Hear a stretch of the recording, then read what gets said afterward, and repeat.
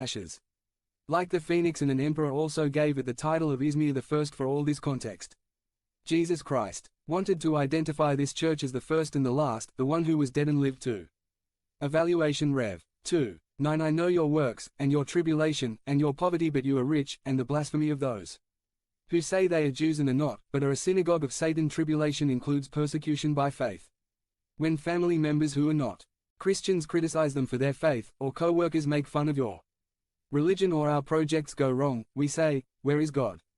I feel abandoned, or forgotten by the hand of God. That is how the brothers from Smyrna were feeling. They were human like us. In the midst of this they received a letter from Jesus Christ that tells them, I know your works, and your tribulation, your poverty, and the false accusations that they make against you. I have the 7 stars in my hand. The tribulation includes the false accusations of those who call themselves Jews and are not. These were the Jews, the biological descendants of Abraham. They hated to the Christians because not only had they abandoned the religion of their parents, but they were making many conversions through the preaching of the gospel. Then the Jews accused the Christians before the Roman authorities of not attending Caesar's worship. The cult of Caesar was not only religion, but acceptance of the Roman Empire, for Rome had decreed that every citizen, even once a year, regardless of what religion he professed, went to a temple to burn incense and declare, Caesar is the Sir. Then the Jews denounced, the Hernandez family does not want to go to the temple of Caesar. They live in this address. Many Jews went to worship Caesar, but Christians don't.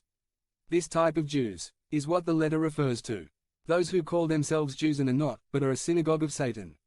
In the OT, the people of God referred to an ethnic group. Now, the people of God, they are the followers of Jesus Christ, whether they are Israelites, Japanese or Mexicans. Israel is no longer the people of God. Jesus Christ said to the Israelites who rejected him, children of your father the devil. And here in the letter to Smyrna he tells them synagogue of Satan.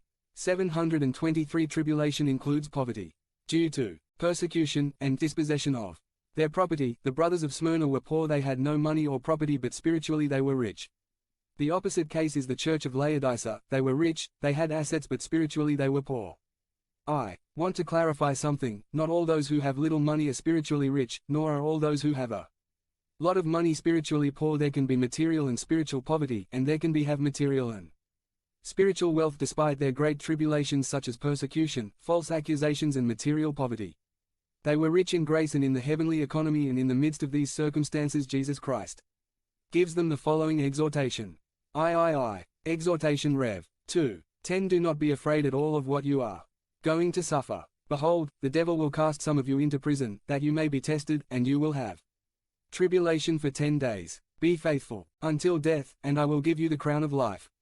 In those times, those who went to prison had 2 possibilities, judgment or death. That is why Jesus Christ tells them, be faithful until death, and I will give you the crown of life. The Christians were taken to prison. Here it says that what threw them into prison was not the Roman soldiers, nor the emperor, nor the false Jews. Those were only instruments. Behind them was the one who he manipulated. It was the devil himself, so that Christianity in the hearts of men would stop growing, to stop the powerful force of the gospel. He wanted Christians to deny Jesus Christ, and those who were not yet Christians to be afraid and not to convert to Christ. That was Satan's purpose. Jesus Christ commands the church 2 things. Do not fear and be faithful. Do not be afraid at all of what you are going to suffer. It is not that our hands are not going to sweat, or our knees do not tremble, but do not succumb to intimidation and threats, so that you deny my name. Be faithful until death, because when you pass through rivers they will not overwhelm you, and if through fire, you will not be burned, because I am with you, and I will not allow this tribulation to last long. Only 10 days. This is an allusion to DN 1 when Daniel and his